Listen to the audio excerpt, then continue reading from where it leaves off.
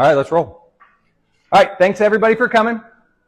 This is part of my PT reality tour, and what that means is every place I go, I try to have conversations about what's going on real in physical therapy, what can we do to provide to people, what's the reality going on out in the world rather than other things that people are telling you.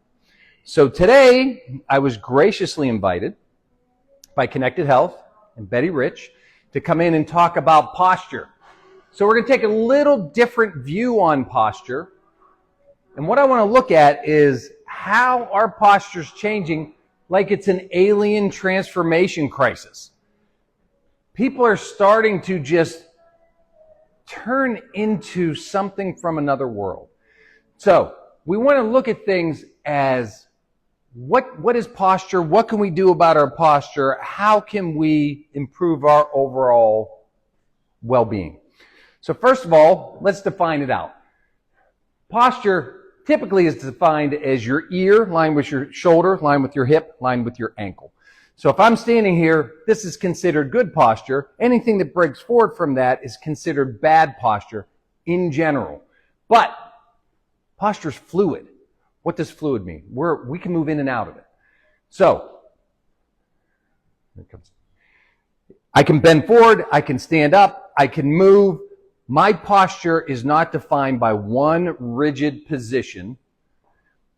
Your best posture is actually the next posture you move to. So the goal is, rather than holding one sustained posture, we want to be able to move in and out of our positions so that we can be healthy, be strong. I would have waited. I would have waited for you. But we used to walk around more. We used to gather. We used to garden. We used to have to collect things. You used to sit on rocks if you go back far enough. Is it crazy ergonomics? Yeah. But at least we moved. We would change positions. We would not sit in one sustained position for too long because either A, I'm going to get attacked by something, or B, I have something to do to carry on the day so that I can survive for the next day. We moved. We lived.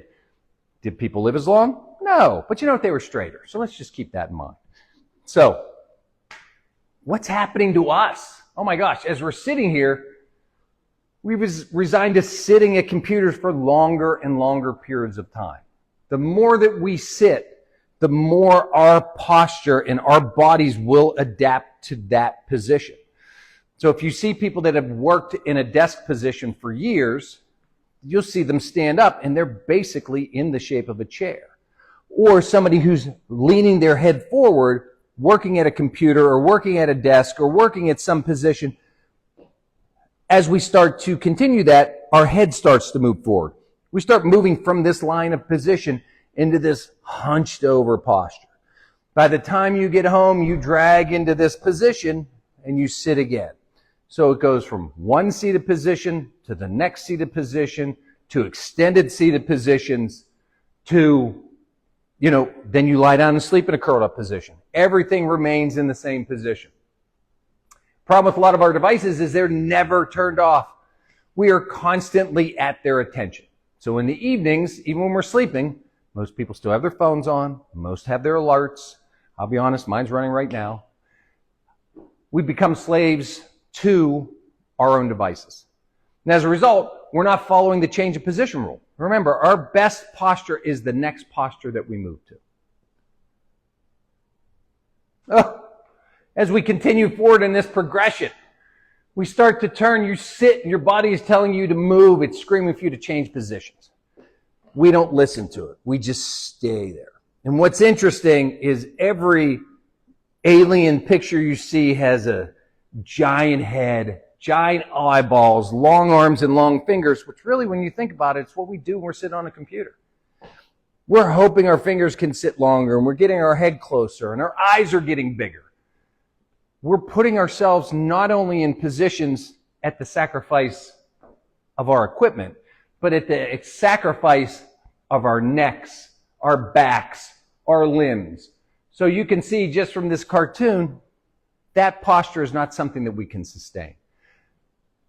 You start getting achiness in your back. You get soreness in your neck. That pain in your assumption that everything is just fine. Clean your mouths up. You're transforming into a creature. Everything you do, you're like, oh, I'll move in 5 minutes. I will go get something to eat in a minute. And then the next thing you know is 3 hours later. You've sat in that position from, oh my gosh, it's time to go home. Betty and I had a conversation, I think, last week. Oh my gosh, is it really 5 o'clock? All of a sudden, you lose track of time. Especially if you're so engrossed in whether it's work, whether it's pleasure, whether it's scrolling, whether it's screen time on a phone, you've now taken yourself out of an environment where we used to move, lift, carry.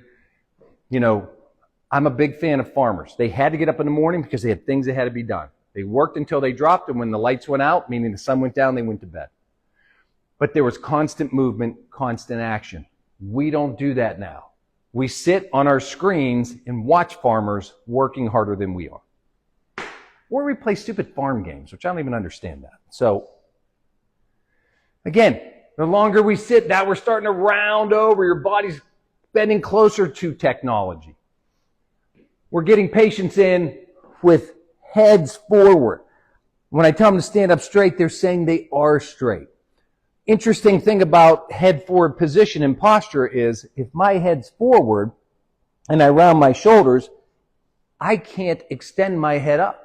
So for me to look up, I have to extend my body. Now this is an extreme example, but over time we start changing into these postures and positions. I have people who say, oh, I can't sit in a straight back chair anymore because it hurts my back. The question is the chair hurting your back, or is it your body's inability to contour to the surface? Have you lost mobility and flexibility? Fingers become spindly, lose muscle mass. I thought this one had a typo. One of them has a typo. But keep in mind, the more time you spend in one sustained position, the more time your body has to hold that position. Now, don't panic. There are things that we can do about it. We can stop this invasion, and I got a couple of pointers for you. But if you think about it, if you're not going to accept it, and how many of us have watched people when we're out and about and say, ooh, look at that person.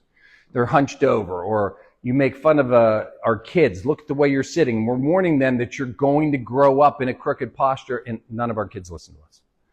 So, what I think is important is to explain you have to change times, you have to change positions.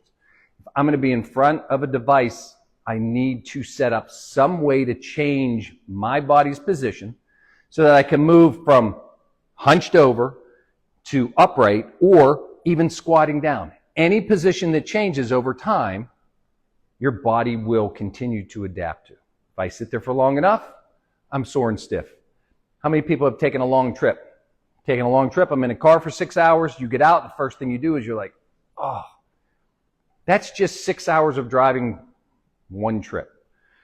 You're sitting in a work environment, home environment, school environment, scrolling through computers hour upon hour upon hour, day after day after day. Your weekends are spent scrolling through. Day after day, week after week, month after month, year after year. That stiffness that you get from one drive is something that now your body starts to accept. We're very fluid. We can adapt very well, which means we can also adapt to what's perceived as good.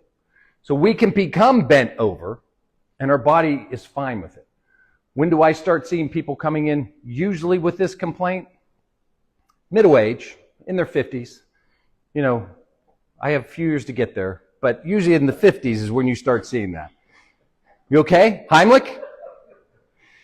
So, we're starting to see it more and more, ironically, high school and college kids, which we've talked about. They're positioning at school, they're positioning at home, they're positioning with friends. It's no longer cool to stand up straight or to present better. It's always cool to be cool. So, what can we do to help prevent this? So I'm going to try to get this guy back to where he's supposed to be. So after he's hunched over. So we got a couple of things we can look at. 20-20 rule. which we'll go over a few of these in a little more detail. But the 20-20 rule says for every 20 minutes, look at something 20 feet away for 20 seconds. So complicated. Oh my gosh, I'm asking you to look away after 20 minutes. How do I keep track of that, Dan? That's so hard. It's such a hard thing to do. I'm going to borrow this. I'm going to prop you. Hey, I always tell my teenagers, these things actually have clocks on them with timers. And you can set a timer to tell you it's time to get up. I like a lot of people with their Apple Watches that say, it's time to move. The watch says it's time to move, and we laugh in the clinic because they'll say, oh, my watch says it's time for me to get up. Click. What good is that telling you to do? You need to make the effort to set the time and know that all I need to do is get up, look away, give myself about 20 seconds, and then go back to it.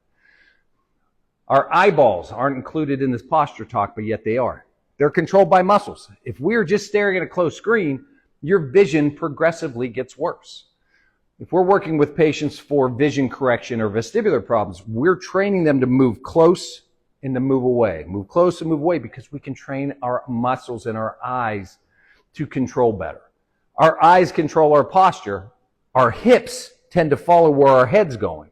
So if I'm leaning down, my hips are going to go back, and if my head's up, my hips are going to come forward.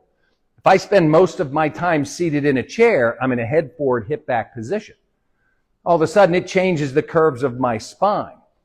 Rather than having an S curve, my neck dips in, my back dips out, my backside dips in, my backside dips out. You should have curves to your spine. Over time, you start to lose this curve. You start to C-shape. And in that C-shaped position, my heads and my hips follow. Taking it one step further, as we age, if my position is forward, now I've lost the ability to control any movement backwards. Most falls are going to happen backwards. Or if you're bending, loss of balance is going to take you forward because my center of gravity is already in that direction.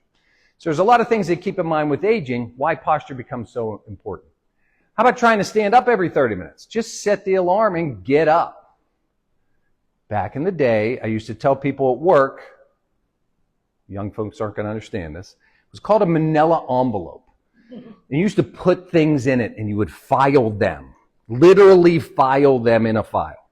And I would tell people, go into your office, pick up a manila envelope, and walk through the office. Nobody ever stops anybody carrying a manila envelope. So you could walk through an office and get some movement. It's a little bit different now. You have to be a little bit more intentional. But what's nice now is it's socially acceptable to get up and move around. Hey, where are you going? Hey, I got to take a walk. I got to stretch out because I've been sitting too long. I don't know of any place that's going to say, no, you need to sit down and get back to work, except here in my office. So, getting up and moving. Just stand up. Change your body position. Standing desks are great, but standing desks don't solve problems. If I sit like this and I stand like this and I'm still hunched in, I'm still breaking down on my posture. It gives you an assumption that you can cure something because of a device. Really, the device is causing us problems. What helps us change it is our own decisions. Have you considered raising the screen to an eye level or appropriate workstation? How many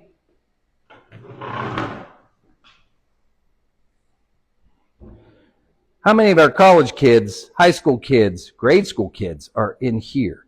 Everything is here. How many people have almost hit somebody in your car because they're walking in the street looking at their phone? It's maddening. How about if we move some things up so they're at eye level? Place your computer screen. Place your laptop. Even our phones can stand up now. Crazy thought. They have little things that stand them up. I know it's nuts.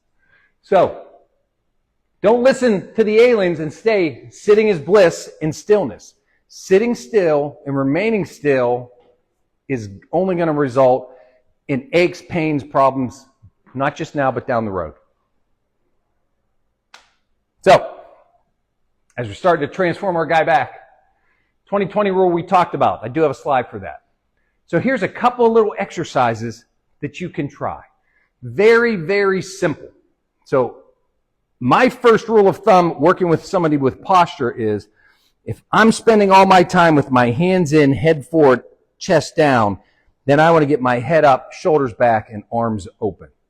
So we want to open our body in our position. Most of our strength to support us is coming through our backs. Most of us lose back strength, which leads to leaning forward. But we're going to look at some chin tucks.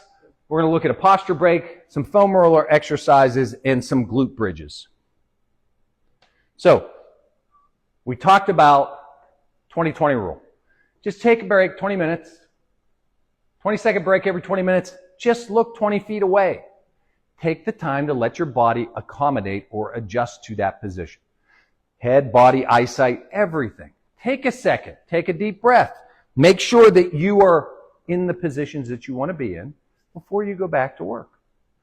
I think everybody has 20 seconds to make a change.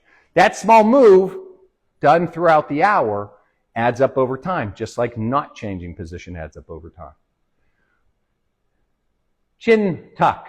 So, what this is if we spend all of our time here, you want to be able to take your chin and tuck it back. So we're going to take our ear line with our shoulder position and bring ourselves back. What I don't want to see is driving my jaw back. Being able to do these exercises. Now I got people coming in with jaw pain. I always have to do a disclaimer because there's always somebody who's going to do something different. The goal is to get your ear back towards your shoulder. This refers to as chin tucks. Chin tucks is a common expression. I like to call them smelly man exercises. If I'm standing in line and the person in front of me smells, I'm going to go, oh. That's a chin tuck. That position takes me from this typewriter position to, wow, what was that?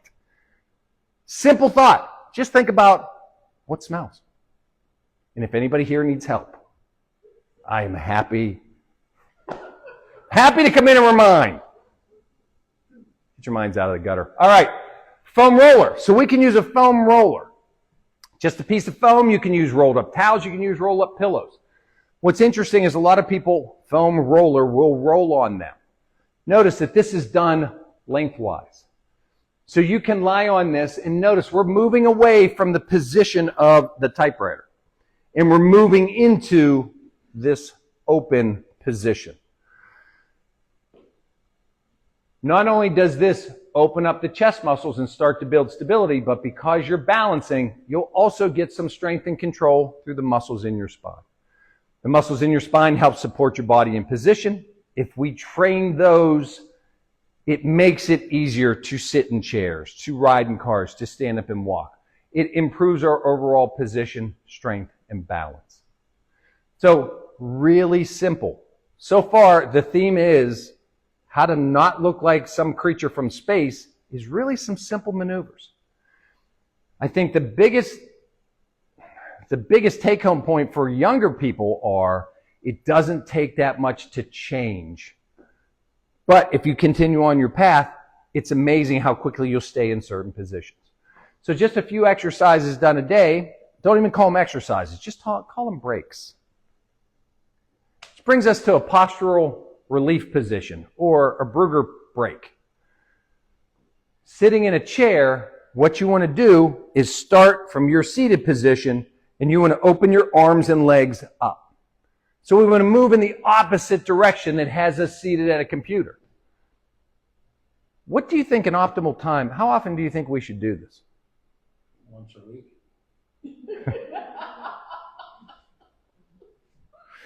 Every half hour. No, I'm thinking once a week. I'm thinking maybe, quarterly. Quarterly. I like it. Especially if it helps. Once an hour is good. Once an hour is good. I mean, once a week is great. Once a week is great, but it's almost like we can put it in our 20-minute window. Can we combine these, Dan? That's madness! Yes, you can do them at the same time. I can take a break from my position and still look 20 feet away for 20 seconds while I open up. These can be combined. I know it's madness. There's only 4 or 5 exercises, but you can basically whittle them down to 1 or 2 that you do daily. And half the time you don't look ridiculous, except on a foam roller, which I'm good with. So, these posture relief positions just change all the muscle position in your body. These are actually done in sitting position. I like combining them with the 20-20 rule, so then you're also standing up. Modify your positions. Motion is lotion is one of the other comments. You can't sit. Somebody made a claim years ago, sitting is the new smoking. Genius idea. That statement actually came out when Versatables first doing the high-low tables. That's how they made so much money. Fun fact. So, you have to be able to change positions. You can't stay in sustained positions. Posture is not complicated, but it is something that you have to be aware of more than once a month. You train me. I can drain you, Jack. When I'm done, I'm going to hold you close. I'm going to comfort you through this, Jack. All right, so we also have hip bridges. If we are spending all our time seated, we lose strength in what's considered the posterior chain of the body, which is what's on the back side of my body. That's where a lot of our strength and control comes from. Unfortunately, we always focused on the front side of our body. It's what we can see. So as you're in a seated position for a long period of time, you lose control of what's happening on the back side. I lose control of my muscles to pull my shoulders back. I lose control of my low back to hold me upright. I lose control of my glutes to hold me in an extended position. And it goes right down that line. That's where you start seeing bent over walking, or an inability to straighten your legs, or an inability to stand up tall just because everything on the front side of my body has pulled me in. It's kind of interesting when you think about it. When babies are born, they're in a fetal position. And then as we age, we start to move back to a fetal position. So I think it becomes a question of how quickly do you want to go back to a fetal position. Some of it's going to be inevitable. But we have an opportunity to try doing some things to just change that outcome. So this is a bridge. What you do is you lie down on the floor, as simple as it seems, or you can do it in bed. You can do it on a couch. You can do it on any surface you want. Some people in here can do them in the highway, in the middle of traffic. I'm good with it, Nick. Yeah, you. So what you do, just drive your hips up. So we're trying to get in this straight line. So if you look back at the beginning, ear line with shoulder, line with hip, line with knee, we're pushing back into a posture. We're starting to strengthen this posterior chain. So as you push up, I'm using my glutes and my hips to drive up. So the muscles in the back of my body and my low back are driving up. The other interesting thing is the muscles on the front side of your body are forced to stretch. So if I'm always in this position, by doing a simple bridge, we like 2-for-1 deals, I'm strengthening up my glutes and low back, but I'm also stretching out my hips, which becomes shorter the longer I sit. What I like to add into this as well is if I'm lying on the floor doing this bridge, turn your palms up.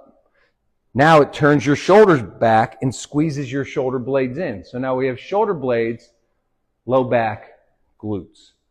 Stretching out the whole front of our body, opening up our chest muscles to help us with our posture. Can we add into this a little bit of stomach bracing and deep breathing? Sure, why not? Now, one simple exercise takes care of everything. How often do you think we should do this one? More often than once a week. No, this one I want monthly. No, just for you, Jack. No. You can do these in the morning, you can do them in the evening. I think the other issue people have with exercises, or when am I going to do them? I don't have any time. There's never any time. I'm basically in this position when I wake up. I'm basically in that position when I go to bed. You don't necessarily have to make special arrangements to set your body in a position to get better. Again, just changing fluid from our rounded position and opening up is going to make a big difference in how our body supports itself. It starts to move us away from that curled over alien position into something that we can control. Again, big take-home pieces of advice is set timers on your phone. Timers on your phone are important because you can use them. You can set alarms, you can set times, you can set chimes. Interesting, I found out from a lot of my younger patients is that they set multiple alarms to get up in the morning. Did you know this? It's like the craziest thing I've ever heard. Like my alarm goes off, I get up. It's a weird concept apparently to my younger patients. So they have to set 6 different alarms 5 minutes apart so that they can get up by the end of the last alarm, which doesn't make sense. They're pacing themselves. They're pacing though, they really are. So if it's that big of an effort to get moving, Yeah. we've got some issues. If you can set that many alarms to get up, then you can set an alarm that says, I need to change my position. Maybe you set 8 of them so I know to get up in 20 minutes. So start setting them at 10 after. And then every 8 minutes, let's see if you can get up. Really simple exercises to start changing how we look, how we do. A couple other things. Walking during phone calls. Anything that gets you moving. We take phone calls. You can take your phone. Most people are here. Most people have headsets. Move. It's an opportunity to get up and walk around. Any talking, any live streaming, anything that I'm watching can be done in a standing position or moving. You can look at some of the treadmill walking or walking mats or marching in place. Anything that starts getting circulation and muscles moving. Look for opportunities to move rather than opportunities to stay still longer. Stretch while your coffee brews, which around here would be pretty much every hour. So, anytime that you're waiting for your beverage, a drink, getting a glass of water, just stretching a little bit. Change your body's position from what it's used to. Anything that moves us from a chair to not in a chair is going to help you.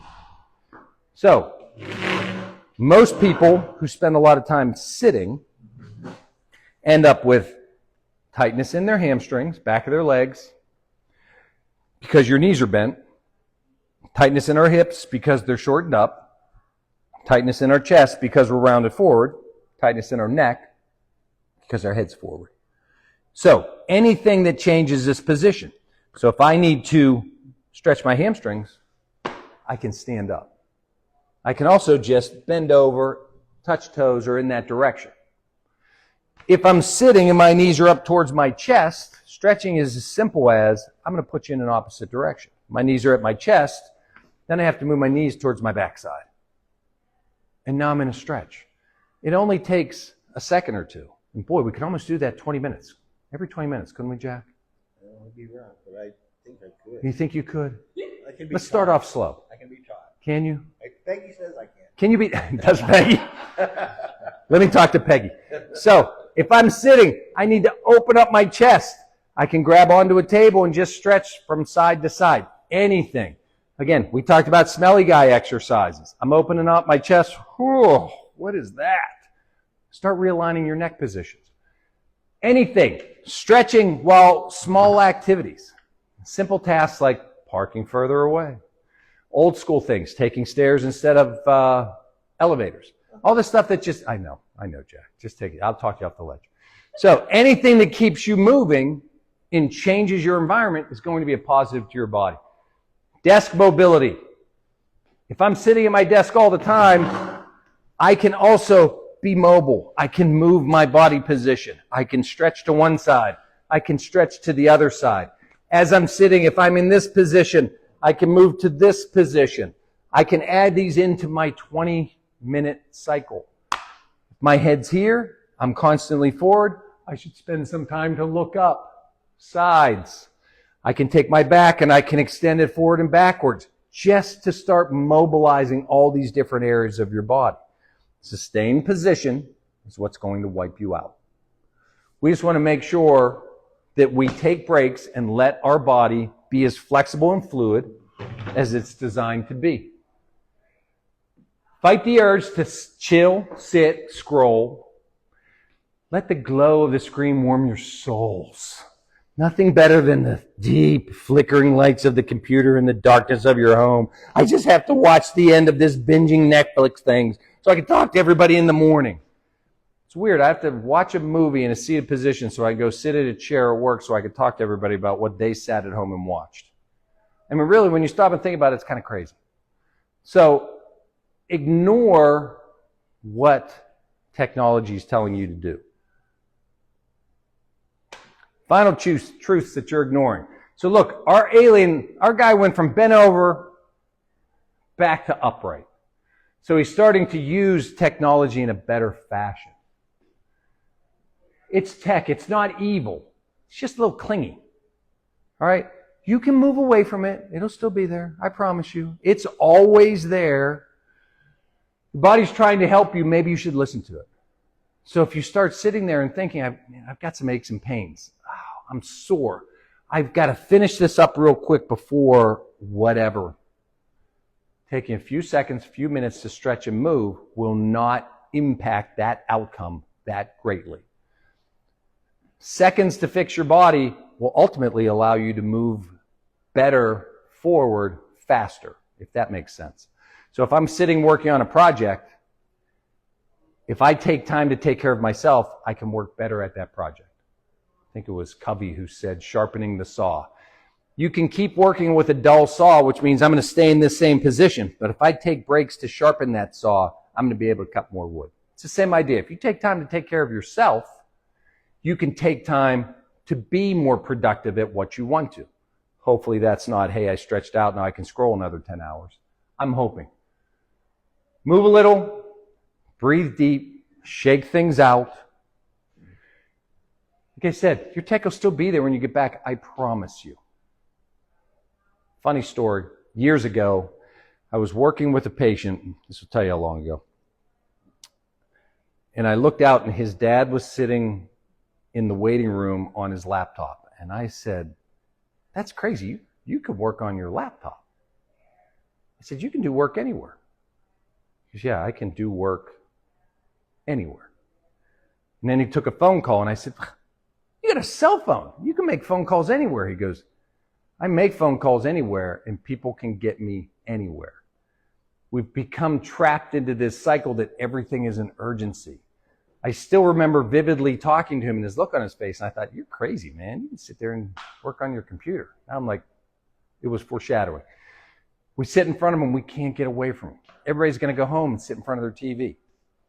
We're going to go in front of our computers. I'm going to do a little bit more work. Okay, work's done. I'm going to go sit on my computer. Or I'm going to play video games. There's a lot of things that are happening that are changing us from where we're supposed to be to where we are now. And unfortunately, as we fix our posture, I left his eyeballs black because I'm convinced we're all just going to have giant alien eyeballs because the screen keeps getting smaller and smaller. I know it's not because I'm aging, but I find the print is getting smaller. I had a eye doctor tell me once, I will probably never need an advance on my glasses because I'm so tall. And I said, well, that's weird. Why would you say that? He said, well, because your arms are so long. I just look at things this way. As for you, Jack, Right here. that's right there, baby. So, it's going to be there when you get back, I promise. I believe. So, I want to take time now and say thank you and see if that's my favorite picture. It's one of my all-time favorite pictures. That goes on everything. If anybody has any questions based off of what we discussed tonight. What's holding you up there? Nothing, man. I am levitating. Look at that. The magician at work. Isn't that awesome? I have a question. Give it to me. So I do Pilates a couple of days a week, and I have like neck issues. Mm-hmm. And she keeps talking about strengthening these muscles here, Mm-hmm. which I guess hold your shoulders down and back. Correct. That will help alleviate Mm-hmm. because it's like the opposite muscle. So, Betty's question is, do I strengthen opposite muscles here on the side from Pilates? So these muscles are serratus anterior. They attach to your rib cage, come underneath your body and hold your shoulder blades into our position. So just by pulling my shoulder blades in, it drops my shoulders down. Fun fact about muscles is opposite muscles have a hard time firing. So you can check it by, I'll often show patients, I'll have them lie down and I'll push their arm into their face. Their tricep will fire to stop, but their bicep will be completely relaxed and you can move it. Because opposite muscles, if they're firing at the same time, you have no movement. So based off of that, yes, opposite, it's called active inhibition. So if I activate muscles in the middle of my back, it'll make the muscles on the opposite side tend to relax. So if we live our lives here, shoulders up, this is our upper trap region. That means the middle of our back, our middle trap, and our lower trap, which is like a big diamond on our back, have become weaker. If I can initiate pulling these muscles on the back of my shirt down, chest comes up, shoulders come down, neck muscles start to relax. So if I'm always in a position, so if you're Pilates, are you doing reformer work? So if I'm on a reformer, which is like a sliding board basically, you have to lie back in that position. But if I'm always in a forward head position, it probably becomes a little bit more uncomfortable. So you find when you're laying back, if they don't have support pillows there, you're fighting that motion and now you're here. Because you're trying to sustain those positions in the position that your body has been trained to, when in reality, they want you to open up. They want you to push through posterior chain. Pilates is big on hamstring circles and hip circles and glute motions and back and postural controls. Joseph Pilates started that World War II from a hospital bed. I have all these stupid facts my wife will absolutely tell you. And he was a former dancer, so it was used for dancers to get dancers' postures. He used that to recover from war injuries and then built into Pilates. We all have been in the grocery store and seen dancers. You can see dancers from across the room. They just have a poise in the way they carry themselves from so many years of training that they're in an upright position and they're fluid, which is kind of what we all want to move towards. But yes, active inhibition is firing any muscle to reduce the opposite muscle effect. So, to use another example, if I'm stretching a hamstring and I'm on this chair, I can lean forward and feel a hamstring stretch, but if I activate my quad to push down, that's going to make this muscle relax and make the stretch better. It's going to intensify the stretch, just playing little tricks on our brain. Great question. Even better answer. Any other questions? I have another one. Give it to me. Clenching your teeth while you sleep. Yes. How do you work on that throughout the day? What are those? Do you sleep throughout the day? Is that what's happening? So you're asleep at your desk, clenching your teeth in rage. No, but I think I'm clenching my teeth while I sleep. So, clenching your teeth, the term is called bruxism, which is any type of jaw grinding, chewing gum, biting nails, chewing on pens. It's an activity that keeps constant tension in through your jaw. A lot of times when people are sleeping, they will grind their teeth. There's no simple answer for that one. A lot of times it's mouth guards to try to prevent the grinding. It's also reducing your overall stress. Betty, you can't possibly have stress. So we know it's not that. Unfortunately, when you're in an unconscious state, sleep is when our body's the most relaxed. That's when our body's in its healing phases. That's when our growth hormones are released and hormones are coming out. So we wake up in the morning. Another fun fact, when we're standing up all day or sitting all day, our vertebrae have discs in between and gravity compresses them, so the disc height actually gets smaller. When you sleep, fluid goes back in because of less gravity. So we get taller in the morning and shorter at night, in most cases.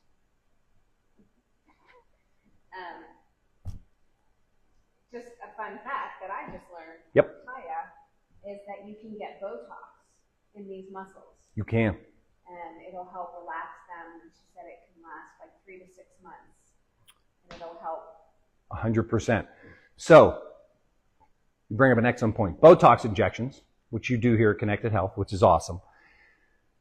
When I first learned about Botox is whenever I came out of PT school in 1998, and we were treating patients with cerebral palsy who would get Botox injections to reduce spasticity. And I still remember where I was when the news said people were getting them injected in their face. And I'm like, do people not know that this is, botulism toxin? Wash your hands after chicken so you don't get botulism toxin. So all of a sudden, nobody realizes the uses of Botox anymore. And it's starting to come back. So Botox injections, very common for spasticity. Very common for tension in your neck. Very common for tension headaches. Jaw grinding. Because our jaws are tight, our masseter muscles are grinding in. What I was alluding to with sleep, it's difficult because we don't know where our subconscious mind is taking us. What level of stress or strain, or has it just become a habit? If you look at Botox injections, it reduces the muscle's tensile strength, so you get a relaxing effect. So that can carry Botox injections, and correct me if I'm wrong, you can get an injection, it takes 10 to 14 days for it to fully kick in, but they can last up to 3 to 4 months before you would need it. Sometimes you can use it as a way to break you out of a pain cycle. Sometimes you can use it as a treatment form to carry you longer. So in jaw grinding. Might be something that we try a mouth guard and Botox and it works. So you try to go without the Botox, but you're now breaking your mouth guards. So all of a sudden we start to realize, well, maybe this is a relatively non-invasive way of taking care of an issue. You stay in a position of long-term grinding, your dentist will tell you, you'll wear down your teeth, wear off the enamel, break your teeth. TMJ pain, which is temporomandibular joint, you can end up with jaw pain. You can end up with long-term dysfunction for biting and chewing. Not only that, but usually grinding disrupts sleep of everybody else in the house. It is something that probably should be addressed so that we don't have long-term problems. But Botox is an excellent intervention. You had a question in the back? Yeah, I was going to say, for trigger points, like having, Yeah.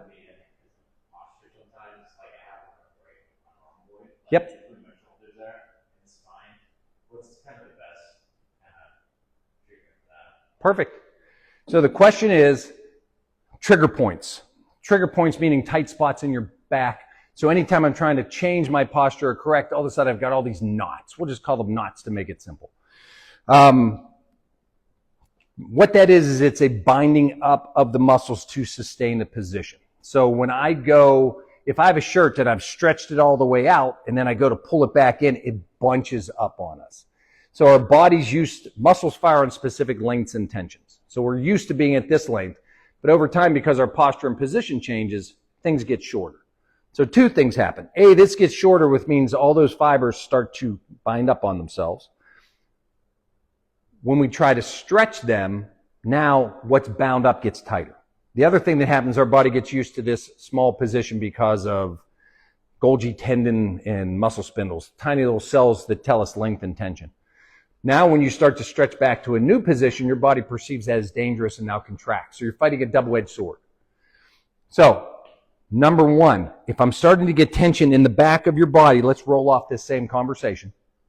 I can stretch the front of my body to alleviate what's going on in the back. So if I'm attempting to stand up and squeeze my shoulders, but my chest is so tight, it's going to affect how my back fires. So I would start by opening your chest first, stretch your chest out, and then squeeze your shoulder blades. What that'll do is allow you more range of motion. Interesting thing on the same Botox and injections, there's trigger point injections. Botox can also be used for pain points as well. Correct me if I'm wrong on that, Betty. Okay, because I know you can do dry needling, which we do. I know they do it at Connected Health. You can also do trigger point injections to reduce that muscle tightness. It can be a steroid. I've seen them as dexamethasone. I've seen them as, I've seen saline.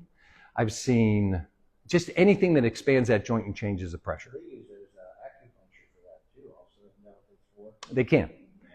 But that's spinning down all the options. We get back to what's some simple things to do.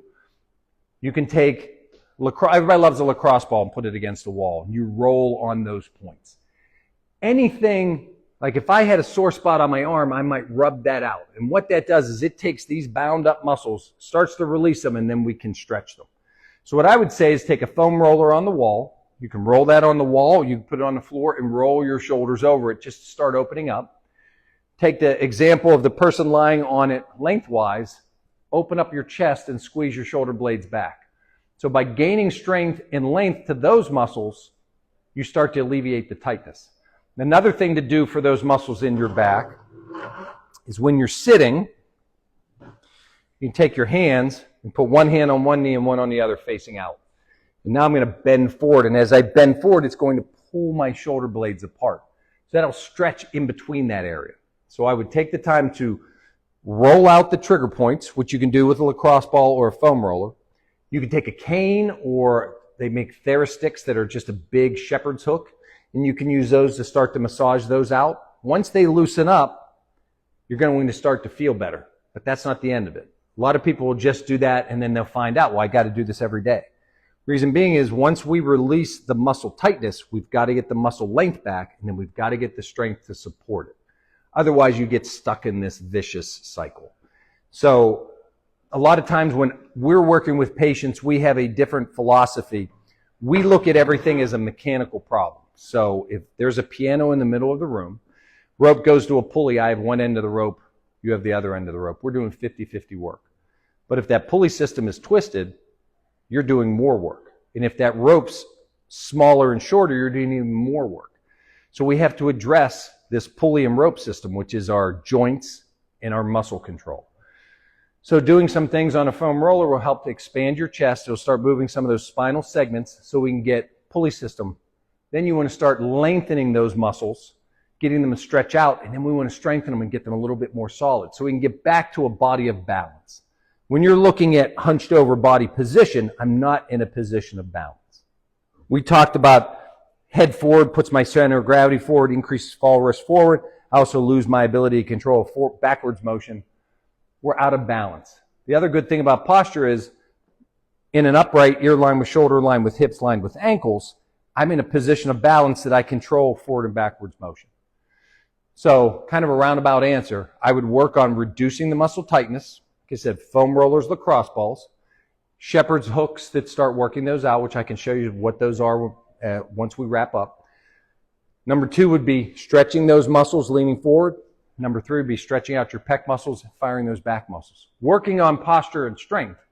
And then using the rules, 20-20 rule, make sure you start moving every 20 minutes, changing position so that your body doesn't bind down. Does that answer your question? Yeah. Because I just noticed It's a cycle. it'll go away and then like try to fix it and it comes back and so. It's interesting because we see a lot of high school and college athletes, and their solution for that problem is they just crack their back and they feel better. When you self-manipulate, I don't have an issue with that. But what it does is it releases a nitrogen bubble that then refills over 20 minutes. So you can't crack it again for about 20 minutes, but then you've got to crack it again in 20 minutes. It's the same 20-20 rule, but you're just doing it differently. So they're constantly adjusting the pulley system in our equation, but they're not doing anything for strength, length, and support stability. So it's the same as, like you're saying, you're doing one intervention to take care of the soreness in my back, but we always have to look at what's my mobility, how do I get rid of the knots, how do I get length, how do I get strength, and then how do I support that over the long haul. Great. Any other? You're welcome. Anybody else? I Exciting. don't know about this fact, but I'm afraid to hear it, Jack, but give it to me. when I first met you and started coming to you, We have never met. Jack, we have never met. I know it helped you. Does eating Wheaties help?